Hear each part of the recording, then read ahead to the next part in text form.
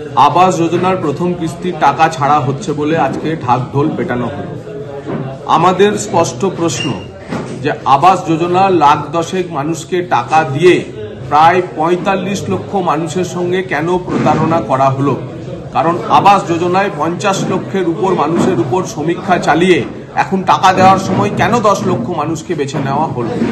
আমরা বলেছিলাম যে যত মানুষের উপর সমীক্ষা হয়েছে, যত জনের বাড়িতে সরকারি আধিকারিকরা গেছে এবং তারা কোয়ালিফাইড হয়েছে, যারা বাড়ির জন্য নির্বাচিত হয়েছে, প্রথমবারে তাদের জন্য টাকা দিতে হবে।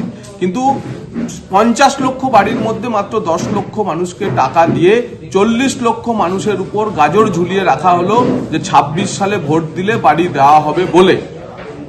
এর থেকে তো সহজ ছিল চোর ধরে জেলে ভরলে পরে প্রধানমন্ত্রী ৪৫ লক্ষ বাড়ি, ৩৪ লক্ষ পার্মানেন্ট ওয়েট লিস্টে এবং ১১ লক্ষ আবাস প্লাসের বাড়ি নিয়ে বসেছিলেন। তাহলে এই পশ্চিমবঙ্গের মানুষের সঙ্গে প্রতারণা, যে এত মানুষ বাড়ি পেল না, তার জবাব মুখ্যমন্ত্রীকে দিতে হবে।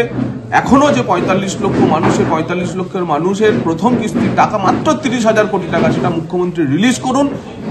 কিছু মানুষকে টাকা দিয়ে বাকিদের সঙ্গে ধোঁকাবাজি বন্ধ করুন।